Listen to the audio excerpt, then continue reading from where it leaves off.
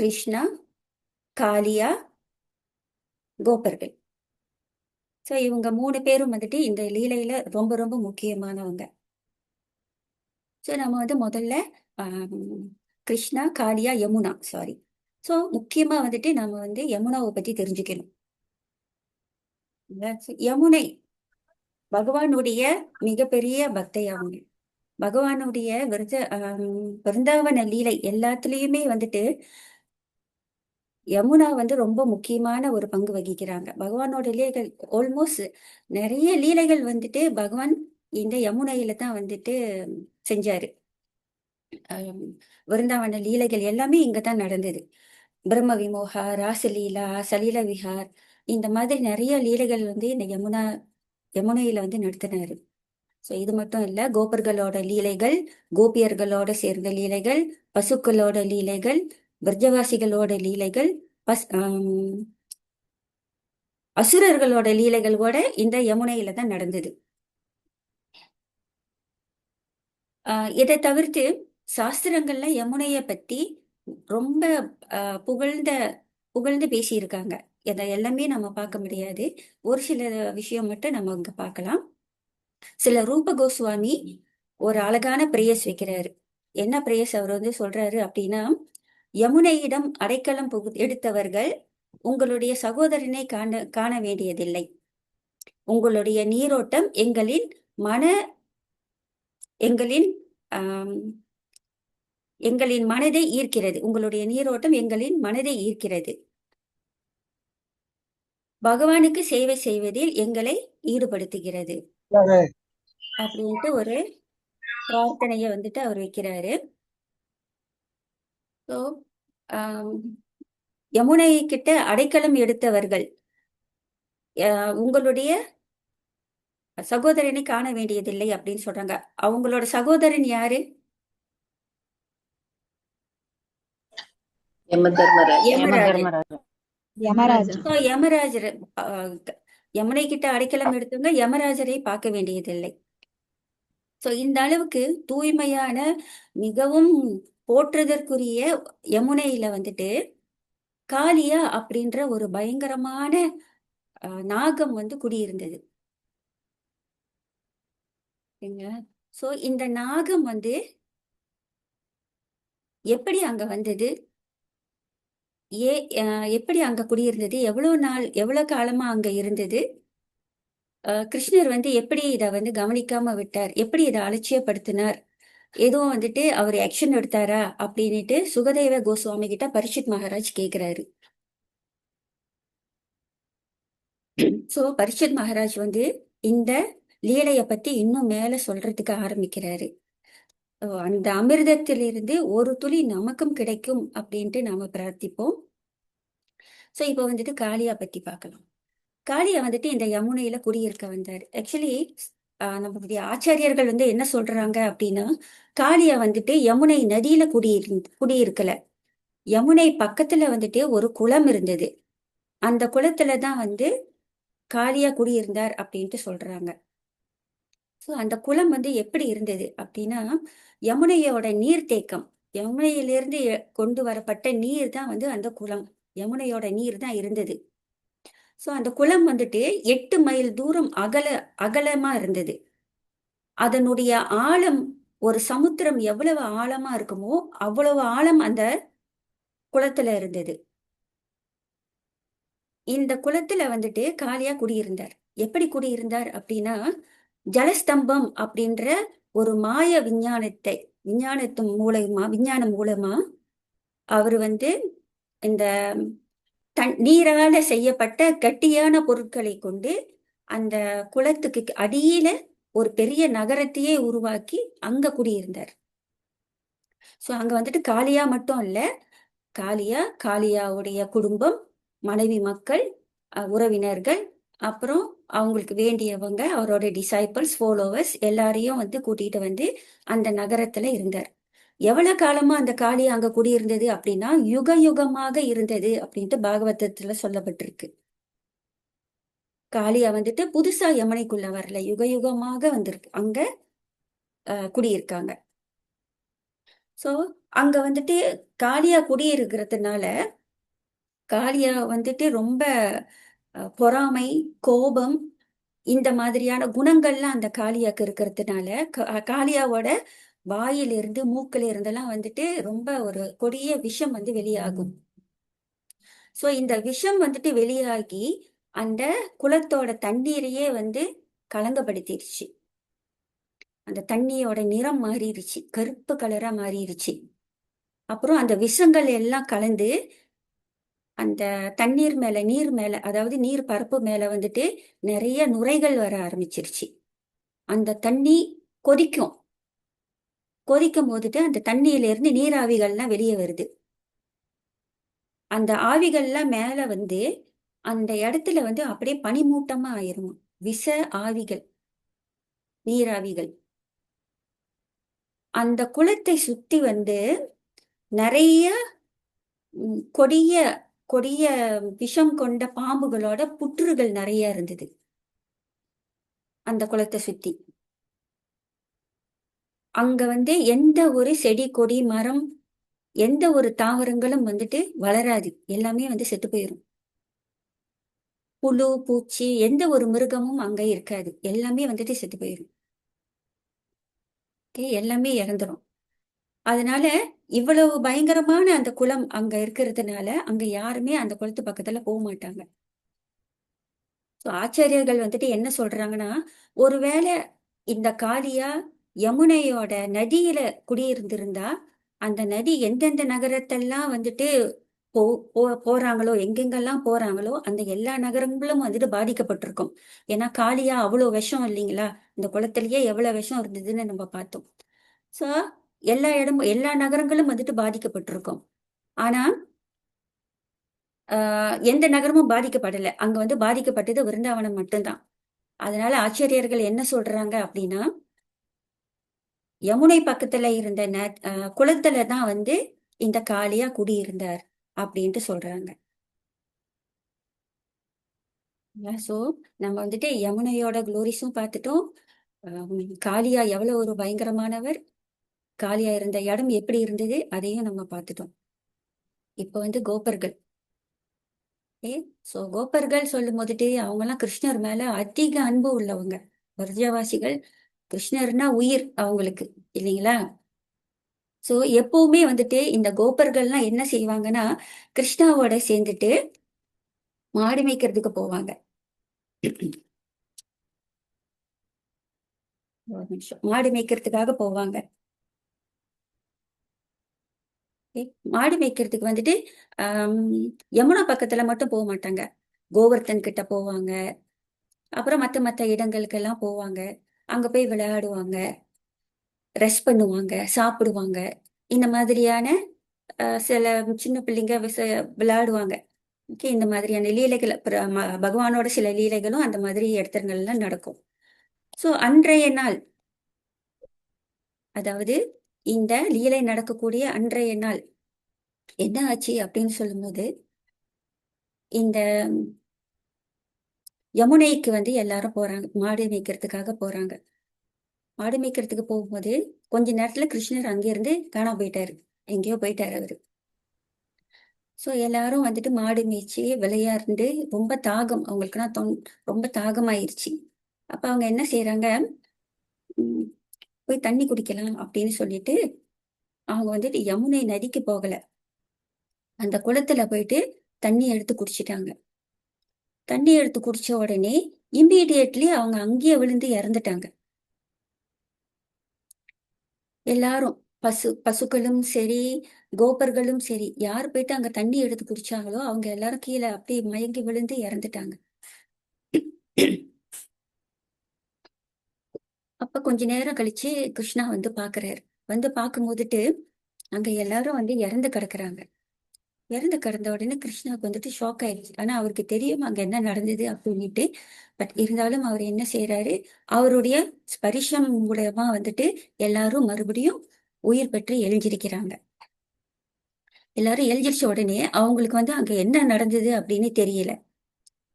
அவங்க வந்து மறந்துட்டாங்க. எழுந்திரிச்சிட்டு கிருஷ்ணா பாக்குறாங்க. கிருஷ்ணா இங்க எப்ப வந்தீங்க அப்படின்னுட்டு அவங்க நார்மலா எப்போதும் போல பேசிட்டு எப்போதும் போல இருக்காங்க. கிருஷ்ணா என்ன செய்யறாரு? பக்கத்துல இருந்த ஒரு கதம்ப மரத்து மேல ஏறுறாரு. So, இந்த கதம்ப மரம், ஓகே, தாகம் எடுத்து இறந்து போனாங்க இல்லையா? சோ இதை ரிலேட் பண்ணி நாம ஒரு சில லீலைகளை நம்ம பார்க்கலாம். பகவானோட மற்ற லீலைகள் நம்ம பார்க்கலாம். அதாவது இந்த தண்ணி தண்ணி இறப்பு இதை ரெண்டையும் கனெக்ட் பண்ணி நம்ம விஷயம் பார்க்கலாம். அதாவது தண்ணி குடிக்க போனதுனால பிரச்சனை வந்தது அப்படின்னா, பரீட்சித் மகாராஜுக்கு தாகம் எடுத்தது. அவர் என்ன செஞ்சாரு? இறந்த பாம்பை எடுத்து சைமக ரிஷி கழுத்துல போட்டாரு. என்ன ஆச்சு? சிருங்கி சாபம் கொடுத்தாரு. பிரச்சனை வந்தது. சரிங்களா? இறந்தாரு அதனால. சோ பாண்டவர்களுக்கு தாகம் எடுத்தது, தண்ணி குடிக்க போனாங்க. என்ன ஆச்சு? ஒரு குரல் கேட்டது. இந்த குரல் என்ன சொன்னது? யார் கேள்விக்கு பதில் சொல்றாங்களோ அவங்க மட்டும்தான் தண்ணி குடிக்க முடியும் அப்படின்னுட்டு. ஆனா அதையும் மீறி பாண்டவர்கள் போயிட்டு தண்ணி குடிச்சாங்க. அவங்களுக்கும் மரணம் ஏற்பட்டது. சோ இந்த லீலையில, பகவானுடைய இந்த லீலையில கோபர்களும் பசுக்களுக்கும் தாகம் எடுத்தது, தண்ணி குடிச்சாங்க, தண்ணி குடிக்க போனாங்க. அவங்களுக்கும் இறப்பு வந்தது, இறந்து போயிட்டாங்க. சோ பக்தர்களே, இதுல இருந்து ஒரு விஷயம் நம்ம புரிஞ்சுக்கணும். சில பிரபுபாட் ஒரு இடத்துல கோட் பண்றாரு, இந்த பௌத்திக உலகம் தனியாத தாகம் கொண்டது, அடங்காத தாகம். இங்க அவரு தாகம் அப்படின்னு சொல்றது ஆம், பௌத்திக ஆசைகள், பௌத்திக ஆசைகளை ஒப்பிட்டு சொல்றாரு. சோ நமக்கும் தாகம் இருக்கு. நாம ஆத்மாவாக நமக்கு தாகம் எடுக்கும் போதுட்டு அது கிருஷ்ணருக்கான தாகம், கிருஷ்ணரை வேண்டிய அதுக்கான தாகமா நமக்கு இருக்கும். சோ இந்த பசுக்கள் கோபாஸ் மாதிரி நாம கிருஷ்ணரை விட்டு நாம தூரம் போய் இந்த பௌத்திக உலகத்துல இருக்கிற புல்ல சாப்பிடணும், தண்ணியை குடிக்கணும் அப்படின்னுட்டு நம்ம கிருஷ்ணரை விட்டு நாம தூரம் போனோம் அப்படின்னு சொன்னா நாம பயங்கரமான ஆபத்துல மாட்டிக்கிறோம். இந்த ஆபத்துல இருந்து நம்மளை காப்பாத்த வரவர் யாரு? குரு வராரு. இந்த குருவை விட்டு நாம எப்ப தூர தூரமா போறோமோ அப்போ எல்லாம் நமக்கு ஆபத்து வர ஆரம்பிச்சிடும்.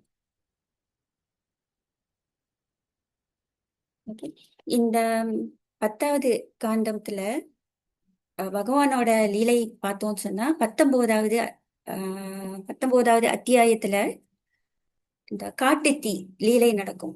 காட்டுத்தீ லீலை எப்படி நடக்க ஆரம்பிச்சது அப்படின்னா, அங்க பசுக்கள் என்ன செஞ்சாங்க?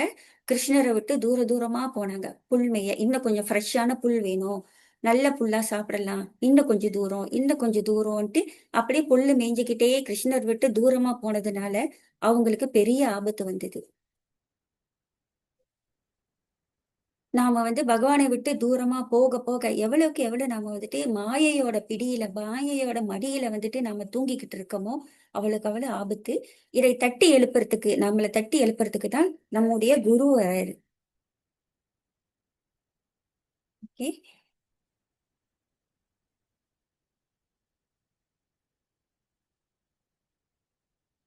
நிமிஷம், ஒரு நிமிஷம் நான் ஷேர் பண்ணிக்கிறேன்.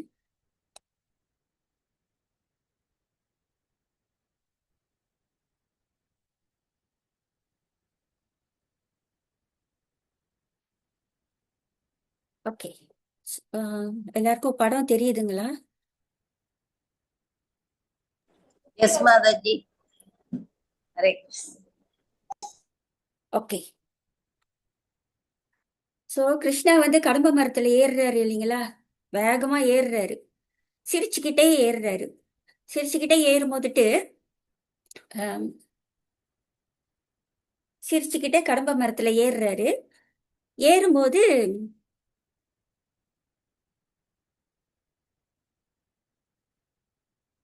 ஏறும்போது கீழே கோபர்கள் அவங்களோட ஃப்ரெண்ட்ஸ் எல்லாம் நிக்கிறாங்க. அவங்களெல்லாம் பார்த்துக்கிட்டே அவர் ஏறுறாரு. கிருஷ்ணா ஏன் மரத்து மேல ஏறுறாருன்னு கோபர்களுக்கு தெரியல. நல்லா, ஏன்னா அவங்களுக்கு அங்க என்ன நடந்ததுன்னு தெரியாது இல்லைங்களா? மேல ஏறுறாரு. மேல ஏறி போயிட்டு அங்க நின்று என்ன செய்யறாரு? இங்க நம்ம ஸ்லோகம் பார்க்கலாம்.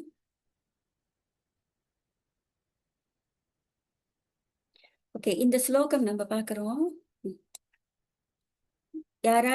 யாராவது இந்த ஸ்லோகத்தை படிக்க முடியுமா?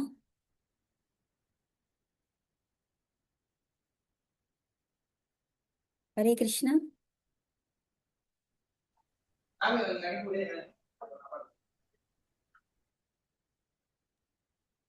இங்கிலீஷ்ல இருக்கு மாதாஜி, தமிழ்ல என்ன படிக்கல, ஓ, இங்கிலீஷ்ல இருக்கு. சரி, பரவாயில்ல மாதாஜி. மாதாஜி ஹரே ஓகே, கிருஷ்ணா.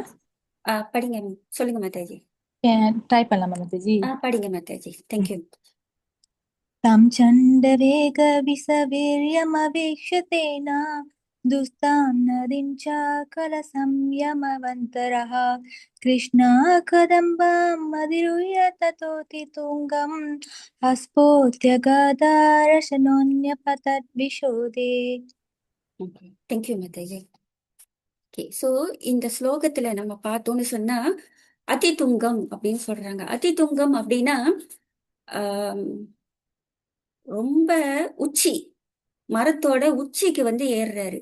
ஆச்சாரியர்கள் சொல்றாங்க இந்த மரம் வந்துட்டு சின்ன மரம் கிடையாது, ரொம்ப ரொம்ப உயரமான மரம், வானத்தை தொடர அளவுக்கு உயரமான மரம் அப்படின்னு சொல்றாங்க. ஓகே, மரத்தோட உச்சிக்கு ஏறி நிக்கிறாராம். உச்சிக்கு ஏறி நின்று என்ன செய்யறாரு? ஆஸ்போத்தியா, கைகளை வந்துட்டு தட்டுறாராம். ஆம்ஸ வந்து தட்டுறாரு, அப்படின்னு தட்டுறாரு, ஆம்ஸ தட்டுறாரு. கீழே கோபாஸ்லாம் நின்று அவரை பார்த்து சிரிக்கிறாங்க. அப்புறம் காடார சோனோ, அவரோட இடுப்புல கட்டி இருந்த அந்த துணியை வந்துட்டு அவர் இறுக்கமா கட்டுறாரு, இறுக்கமா கட்டிக்கிறாரு. சோ அதெல்லாம் வந்துட்டு அவங்க பாக்குறாங்க. பார்க்கும் போதுட்டு சிரிக்கிறாங்க. அவர் என்ன செய்ய போறாரு அப்படின்ட்டு அவங்களுக்கு தெரியல. சோ பகவான் வந்து ரெண்டு காரணங்களுக்காக வராரு. ஒண்ணு, பக்தர்களை காப்பாத்துறதுக்கு, அப்புறம் துஷ்டர்களை அழிக்கிறதுக்கு. சோ இதை தான் வந்துட்டு பகவத்கீதையிலையும் பகவான் சொல்றாரு, பரித்ராணாய சாதுனாம் விநாசாயச்சா துஷ்கிருதம். இங்க வந்து அவர் வந்து முதல் காரணம் யமுனையை காப்பாற்றுறதுக்கு, அடுத்து காளியனை அழிக்கிறதுக்கு. ஸோ நரசிம்மர் வந்து ஹிரண்யகசிப்புவை கொல்றதுக்காக தோன்றல, வராகர் இரண்யக்ஷனை கொல்றதுக்காக தோன்றல, ராமர் ராவணனை அழிக்கிறதுக்காக தோன்றல, எல்லாரும் வந்துட்டு பக்தர்களை காப்பாத்துறதுக்கு தான் தோன்றுனாங்க. சோ பகவான் வந்து மரத்து மேல ஏறி நிக்கிறாரு ரெடியா. ஸோ கைகளை தட்டுறாரு, இடுப்புல இருக்கிற துணியை வந்துட்டு இறுக்கி கட்டிக்கிறாரு. இங்க வந்துட்டு ஆம், பகவான் வந்து என்ன செய்யறாருன்னா, அவரோட தலைமுடி இருக்குல்ல, தலைமுடியை தூக்கி இருக்க தலை மேல கட்டிக்கிறாரு, தலை மேல கட்டிட்டு நிக்கிறாரு. யமுனை வந்துட்டு முற்றிலும் கலங்கப்பட்டிருக்கு இல்லையா? ரொம்ப ரொம்ப கலங்கப்பட்ட, ரொம்ப பயங்கரமான விஷம் கொண்ட அந்த யமுனை நீர். அந்த நீர் பக்கத்துல வந்துட்டு எந்த ஒரு மரம் செடி கொடிகளும் இருக்காது, எந்த ஒரு உயிரினமும் இருக்காது அப்படின்னு நம்ம பார்த்தோம். அப்படி இருக்கும் போதுட்டு இந்த கடம்ப மரம் மட்டும் எப்படி இருக்கு அப்படின்னா, ஆஹ் இதுக்கு ஆச்சாரியர்கள் வந்துட்டு பல மாதிரியான கொமெண்ட்ரி கொடுக்கறாங்க. ஒரு கொமெண்ட்ரி நம்ம பார்த்தோம்னு சொன்னா, கருடர் வந்து அந்த அமிர்த கலசம் எடுத்துட்டு வந்தாரு இல்லைங்களா, அவர் வந்து 2 சொட்டு அமிர்தத்தை வந்து இந்த மரத்துல வந்து விட்டுட்டாரு அப்படின்னு சொல்றாங்க. இன்னொரு கொமெண்ட்ரி நம்ம பார்த்தோம் அப்படின்னு சொன்னா, இந்த மரம் கிருஷ்ணர் வருவாரு, நம்ம மேல ஏறுவாரு அப்படின்னுட்டு தன்னுடைய உயிரை வந்துட்டு ரொம்ப கெட்டியமா இறுக்கி பிடிச்சி கிருஷ்ணர் வருவாரு அப்படின்னு காத்துக்கிட்டு இருந்ததா கொமெண்ட்ரி கொடுக்குறாங்க. ஸோ நாமளும் வந்துட்டு பக்தியில ரொம்ப ரொம்ப உறுதியா இருக்கணும். நம்ம வாழ்க்கையில நம்மளுடைய பக்தியில எவ்வளவு ஒரு முட்டுக்கட்டைகள், தடைகள், தொந்தரவுகள் வந்தாலும் அதையெல்லாம் சகிச்சுக்கிட்டு நாம உறுதியா இருந்தோம் அப்படின்னு சொன்னா, யசோத நந்தன் நம்ம மேலேயும் ஏறி நம்ம தலையிலையும் அவருடைய கமல பாதத்தை பதிப்பார். சோ இந்த கடம்ப மரம் அது மேல ஏறி நிக்கிறாரு. இந்த கடம்ப மரம் உறுதியா இருந்ததுக்கு ஒரு சில, இதுக்கு கடம்ப மரத்தை போல உறுதியா பக்தியில உறுதியா இருந்த ஒரு சிலரை வந்துட்டு நாம பார்க்கலாம். ஸோ ராவணன், சூர்பனகா, கும்பகர்ணா போன்ற பயங்கரமான விஷயங்களுக்கு நடுவே வந்துட்டு விபீஷணன் இருந்தார். கடம்பபரம் மாதிரி ரொம்ப உறுதியா இருந்தாரு.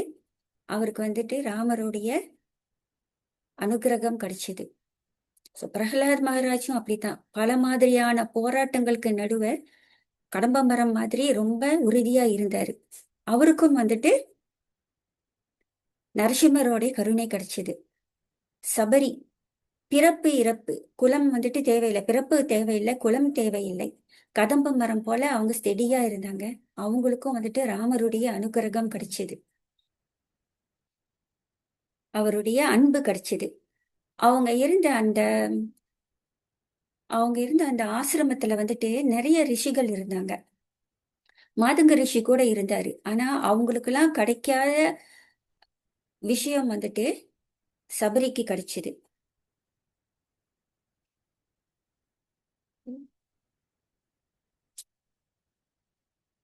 ஸோ கிருஷ்ணர் வந்துட்டு ரெடியா நிக்கிறாரு குதிக்கிறதுக்கு.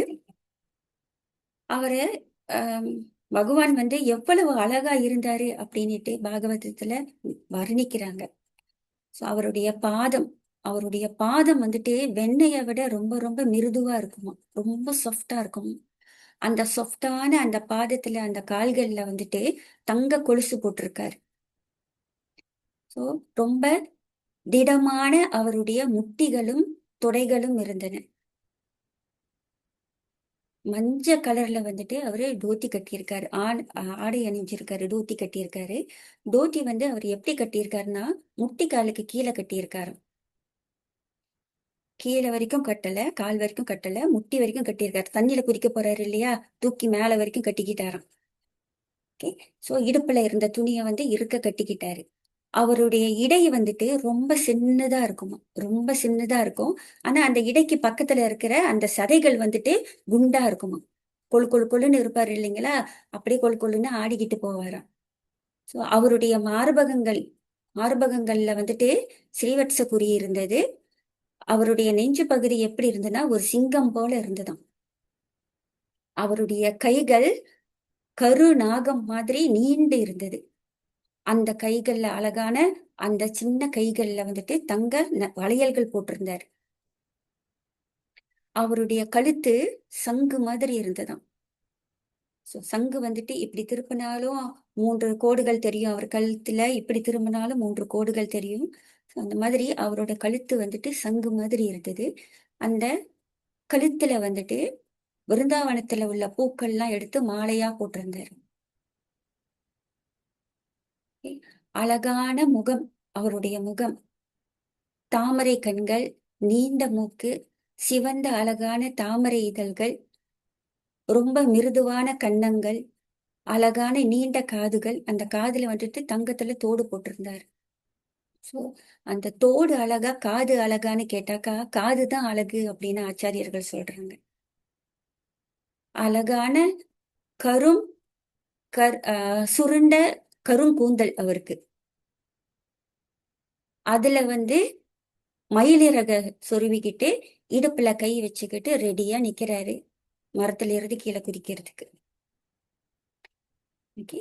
கோபர்கள்லாம் பார்த்து சிரிக்கிறாங்க. கிருஷ்ணா, ஏன் இவ்வளவு மேல ஏறி நிக்கிறீங்க, கீழே இறங்குங்க, இதையெல்லாம் நீங்க கீழே இருந்தே பண்ணிருக்கலாமா, ஏன் மேல ஏறுறீங்க அப்படின்ட்டு. சோ அவர் வந்துட்டு சிரிச்சுக்கிட்டே என்ன செய்யறாரு, தண்ணியில குதிச்சுட்டாரு, குளத்துல குதிச்சுட்டாரு.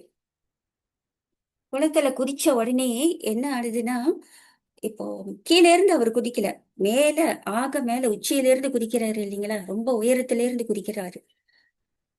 ஸோ அந்த தண்ணியில குதிக்கும் போதுட்டு அவர் அப்படியே உள்ளுக்கு போயிட்டாராம். நார்மலா வந்துட்டு இந்த ஸ்விம்மிங் செய்யறவங்க எல்லாம் கூட குதிப்பாங்க, ஓரளவுக்கு இந்த உயரமான இடத்துல இருந்து குதிப்பாங்க, அப்புறம் கொஞ்சம் மேல போயிட்டு குதிப்பாங்க. டைவிங் போட் நினைக்கிறேன், அப்படி சொல்லுவாங்க, மேல இருந்து குதிப்பாங்க.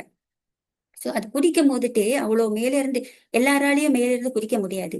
மேல இருந்து குதிக்கும் போது அந்த தண்ணியோட அழுத்தத்தை வந்துட்டு உடம்பு தாங்கணும், நம்மளுடைய பாடி வந்துட்டு தாங்கணும்.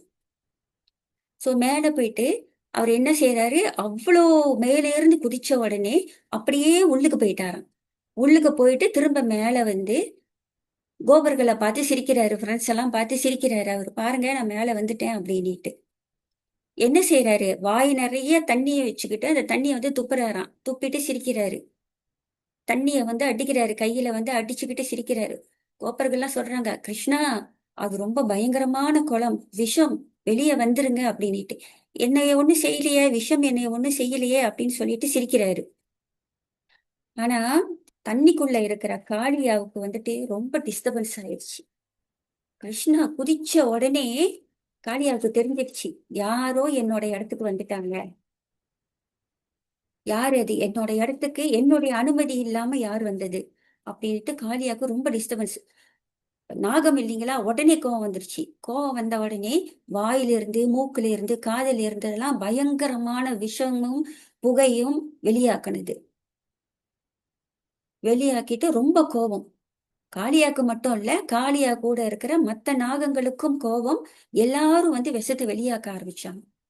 விஷத்தை வெளியாக்க ஆரம்பிச்ச உடனே யமுனையோட அந்த நீர் வந்துட்டு இன்னும் வந்துட்டு களங்கமாயிருச்சு. இன்னும் விஷம் அந்த டெம்பரேச்சர் வந்துட்டு ஏறிடுச்சு. இன்னும் கொதிக்க ஆரம்பிச்சிருச்சு. கொதிக்க ஆரம்பிச்ச உடனே ஆம், எல்லாரும் கூப்பிடுறாங்க கிருஷ்ணாவை, வெளியே வாங்க வெளியே வாங்கன்ட்டு. அப்போ கிருஷ்ணா என்ன செய்யறாரு, இன்னும் வேகமா தட்டுறாரு. அந்த தண்ணிய வந்து தட்டி தட்டி அவர் விளையாடுறாரு. தட்டி தட்டி விளையாடின போதுட்டு காளியாவுக்கு ரொம்ப டிஸ்டர்பன்ஸ் ஆயிருச்சு. யார் அது அப்படின்னு சொல்லிட்டு, ஏன்னா அந்த தண்ணி தட்டுறது நமக்கு வந்து அது சும்மா தட்டி தட்டி விளையாடுறாரு. ஆனா காளியாவுக்கு வந்துட்டு அது ரொம்ப பெரிய டிஸ்டர்பன்ஸ். காளியா கொஞ்சம் கொஞ்சமா வெளியே மேல வர, தண்ணியிலிருந்து மேல வந்த உடனே காளியா தண்ணியை விட்டு வரும்போது எப்படி இருந்ததுன்னா, ஒரு பெரிய மலை தண்ணியிலிருந்து வெளியே வந்தா எப்படி இருக்கும் அந்த மாதிரி இருந்ததாம். வெளியே வந்து நின்னு பார்த்த உடனே கிருஷ்ணா முகத்துல கொஞ்சம் கூட பயம் இல்லை. சிரிக்கிறாராம், காளியாவை பார்த்து சிரிக்கிறாரு. சிரிச்ச உடனே காளியா வந்துட்டு கேக்குது, உனக்கு யார் நீ, எதுக்காக என்னோட இடத்துக்கு வந்த அப்படின்னு.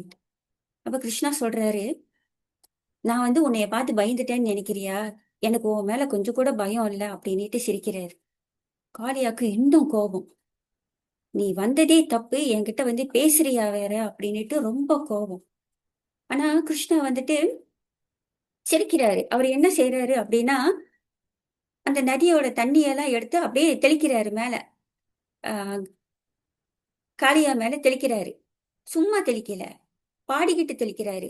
சாரி கமா அப்படின்னு பாடிக்கிட்டு தெளிக்கிறாரு. எப்படி இருக்கும் காளியாவுக்கு? சரியான இரிட்டேட்டிங்கா இருக்குமா இல்லையா? அவர் வந்து கோபம், காளியாவுக்கு கோபம்.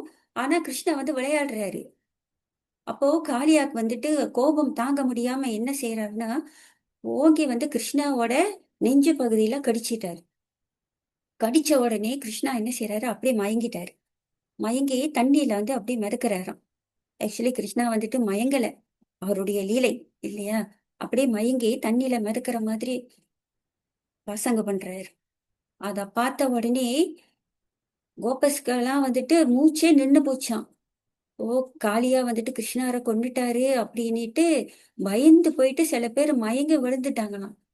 சோ கிருஷ்ணா வந்துட்டு மிதக்க ஆரம்பிச்ச உடனே காளியா வந்துட்டு என்ன பண்றாருன்னா, அந்த காளியாவோட வாளை வந்துட்டு சுருட்டி பகவானை வந்துட்டு காலிலே இருந்து உடம்பு வரைக்கும் அப்படியே மேல தலை வரைக்கும் அப்படியே சுத்தி சுத்தி சுத்தி சுத்தி கிருஷ்ணாவை வந்துட்டு இறுக்க பிடிச்சிட்டாராம். இறுக்கமா வந்துட்டு நெரிச்சு பிடிச்சாச்சு. புடிச்சிட்டு மேல வந்த உடனே கிருஷ்ணா வந்து அப்படியே மயங்கின மாதிரி தலையை அப்படியே சாய்ச்சிட்டு கண்ணுதான் திறக்கல. கோப்பருக்கெல்லாம் வந்துட்டு தாங்க முடியல. மயங்கி அப்படியே எல்லாரும் விழுந்துட்டாங்க. பசுக்கள் மயங்கி விழுந்தது, குரங்குகள் எல்லாம் மயங்கி விழுந்து எல்லாரும் மயங்கி விழுந்துட்டாங்க.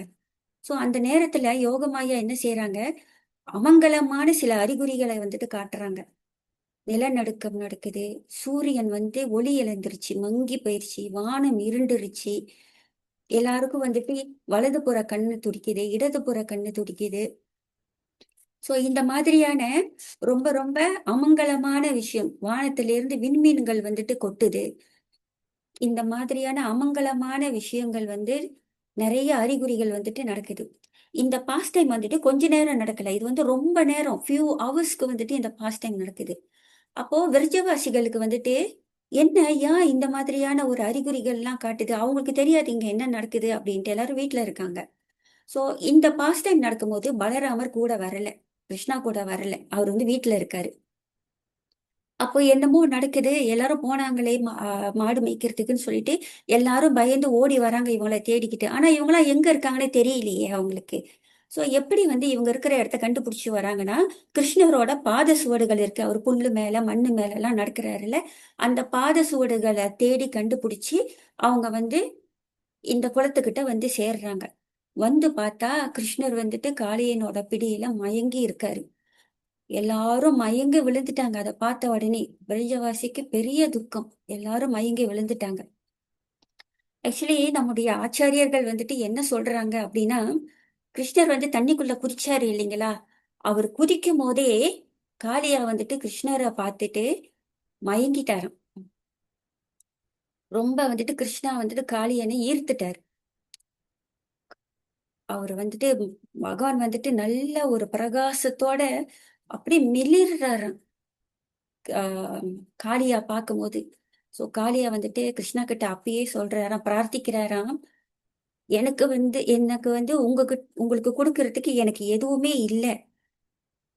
நான் வந்துட்டு என்னுடைய வாளால என்னுடைய உடலால உங்களை இறுக்கி நான் சுத்தி புடிச்சுக்கும் போதுட்டு என்னுடைய அன்பான அரவணைப்பா என்னுடைய அன்பான ஆலிங்கனமா நீங்க இதை வந்து ஏத்துக்கோங்க. உங்களை வந்துட்டு நானு கொத்தும் போது உங்களை நான் கடிக்கும் போது அதை வந்துட்டு என்னுடைய அன்பான முத்தங்களா எடுத்துக்கோங்க அப்படின்ட்டு பிரார்த்திக்கிறாராம். சோ காளியா வந்துட்டு முதல்ல அந்த பகவானுடைய நெஞ்சில கடிச்ச உடனே பகவான் வந்துட்டு அதை அன்போட ஏத்துக்கிறார். இப்ப வந்து இருக்க பிடிச்ச உடனே அவர் வந்து என்ன செய்யறாரு, பகவான் காளியாவோட அந்த அன்பை வந்துட்டு அனுபவிக்கிறார். சோ கொஞ்ச நேரம் காளியாவோட அன்பை வந்துட்டு அனுபவிக்கணும்னுட்டு அவர் கண்ணை மூடி அமைதியா இருக்காரு. சோ கண்ணை திறந்து பாக்குறாரு, விருஜவாசிகள் எல்லாம் அலறாங்க, எல்லாம் மயங்கி விழுந்துட்டாங்க. சோ கிருஷ்ணர் வந்து என்ன செய்யறாரு, அப்ப அதுக்கு முன்ன வந்துட்டு பலராம் வந்திருக்காரு இல்லையா? பலராம் வந்து ஓடி வந்தாரு.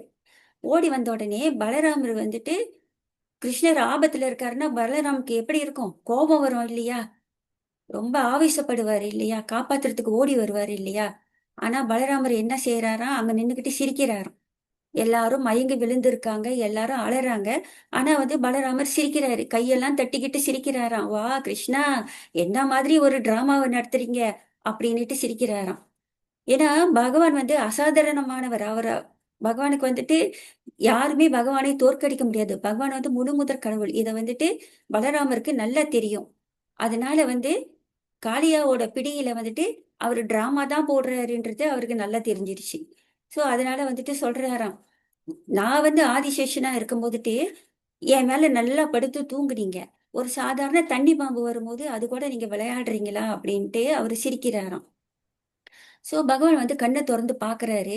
புரஜவாசிகள் எல்லாம் அழுதுகிட்டு எல்லாம் மயங்கி விழுந்துட்டு இருக்காங்க.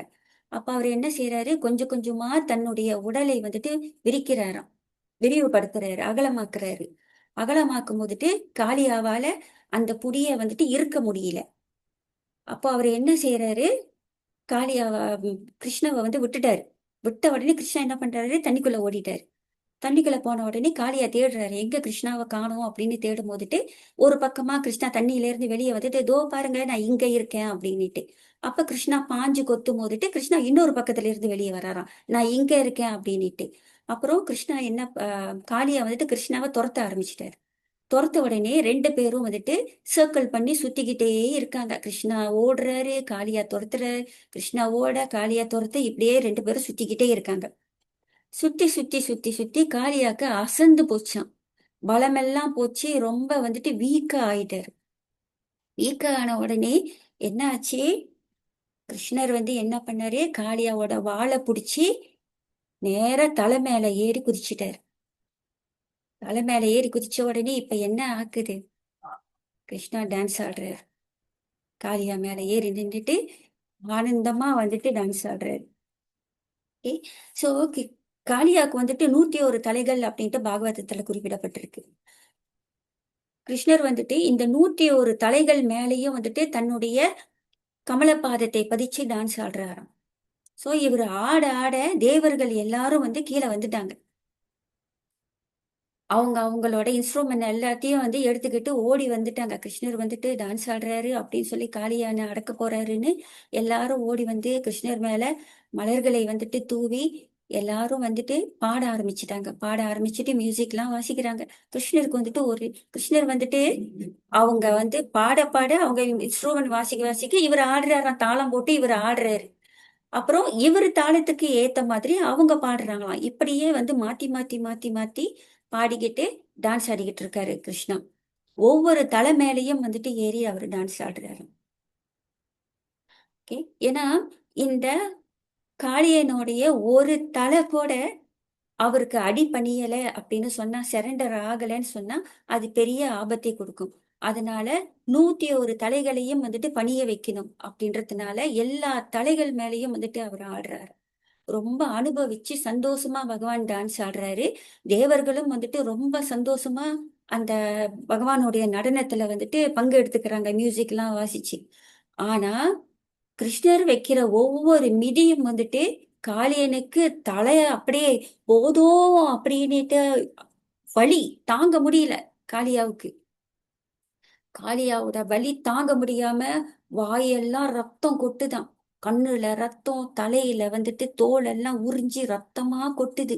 காதுல வந்து விஷப்புகை, வாயில விஷப்புகை, இன்னும் பயங்கரமான விஷப்புகையை வந்துட்டு வலி தாங்க முடியாம அந்த விஷப்புகையை வந்துட்டு காளியா வெளியாக்குறாரு. பகவான் வந்து விடல. எல்லா தலைகளும் வந்துட்டு சரணடைகிற வரைக்கும் வந்துட்டு பகவான் வந்துட்டு டான்ஸ் ஆடுறாரு. கடைசியா வந்துட்டு அவரால் முடியல. காளியாவால அதுக்கு மேல முடியாம ரொம்ப சோர்ந்து போயிட்டு சரண்டர் ஆயிட்டார். சரண்டர் ஆனதுக்கு அப்புறம் கிருஷ்ணா வந்துட்டு நாகபத்தினிகள்லாம் வந்துட்டாங்க. நாகபத்தினிகள்லாம் வந்ததும் அவங்க எல்லாம் வந்து கிருஷ்ணர்கிட்ட வந்து பிரார்த்தனை செய்யறாங்க. மன்னிச்சிருங்க, தப்பு செஞ்சவங்களை வந்துட்டு தண்டிக்கிறது நல்ல விஷயம். ஆனா அவர் வந்து சரண்டர் பண்ணிட்டாரு. அதனால வந்துட்டு தயவு செஞ்சு அவரை மன்னிச்சிருங்க அப்படின்னு சொல்லி நாகபத்தினிகள்லாம் வந்துட்டு அவர்கிட்ட வந்து ப்ரே பண்றாங்க. பகவான் வந்துட்டு கருணையோட அவரை மன்னிச்சு விட்டுட்டாரு. ஸோ பகவானோட லீலையில நம்ம பார்த்தோம் சொன்னா எல்லா அசுரர்களையும் பகவான் வந்து வதம் பண்ணாரு. ஆனா காளியனை வந்துட்டு வதம் பண்ணல, மன்னிச்சு விட்டுட்டாரு. என்ன காரணம்? நாகபத்னியோட பிரேயர்ஸ் அவங்கெல்லாம் டிவோட்டிஸ் மாதாஜி. அதனால ஓகே அவர் ஓகே, வெரி குட். வேற எதுவும்? மாதாஜி அவரு ஃபுல்லி சரண்டர் ஆயிடுறாரு கிருஷ்ணராண்ட, அதுக்காக அவரு மன்னிச்சு விட்டுறாரு. Okay, very good Mataji. வேற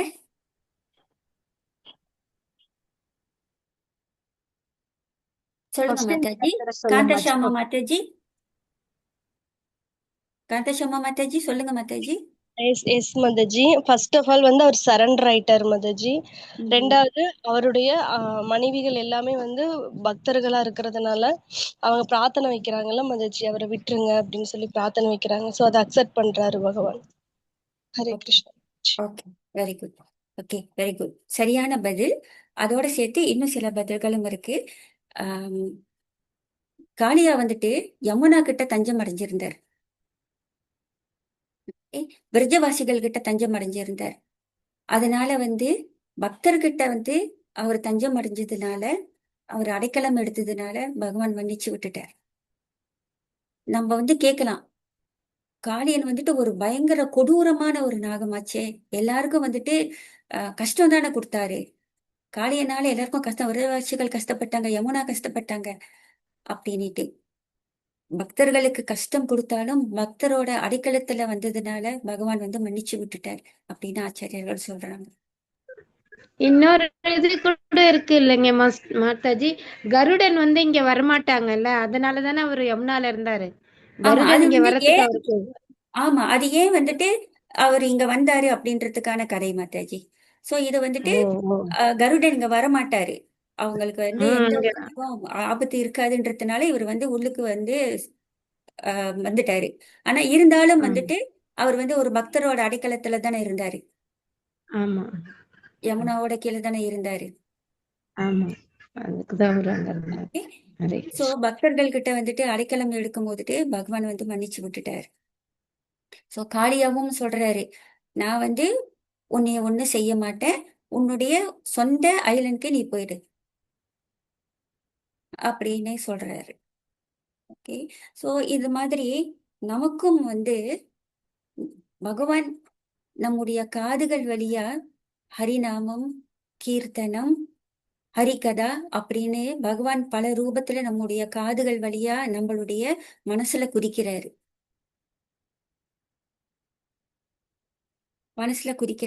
ஆனா நாம வந்து பகவானை கண்டுக்கிறதே இல்லை. காளியாவை விட ரொம்ப ரொம்ப மோசமானவங்க நம்ம. பகவான் வந்துட்டு குளத்துல குதிச்ச உடனே காளியாவோட ஃபுல் ஃபோக்கஸும் வந்து கிருஷ்ணா மேல இருந்தது. யார் அது யார் அது யாரு என்னுடைய இடத்துக்கு என்னுடைய அனுமதி இல்லாம வந்தது அப்படின்னுட்டு.